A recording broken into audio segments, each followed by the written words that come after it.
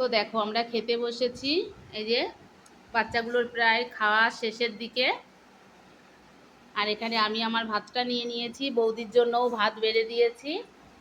তো কি কি রান্না হয়েছে আগেই তো তোমাদের সঙ্গে আমি শেয়ার করেছি।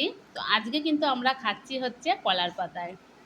তো যখনই মাঝে মাঝে আসি আমি বাড়িতে, তখনই কিন্তু কলার পাতায় খাওয়া হয়। কি রে সৃষ্টি, মনে হচ্ছে পিকনিক পিকনিক? তো ভালো লাগে কলার পাতায় খেতে। ছোটবেলায় আমরা অনেক পদ্ম পাতাতেও খেয়েছি। তো এখন আর পদ্ম পাতা নেই, কলা গাছ আছে বাড়িতে, তাই কলার পাতায় নিয়ে বসেছি। এই যে বাচ্চাগুলোও কিন্তু খাচ্ছে। কি রে, তোদের কেমন লাগছে কলার পাতায় খেতে? ডিম্পি, বেশ মজা করে আমরা সকলে মিলে মেঝেতে বসে কলার পাতায় কিন্তু খাওয়া দাওয়া করছি।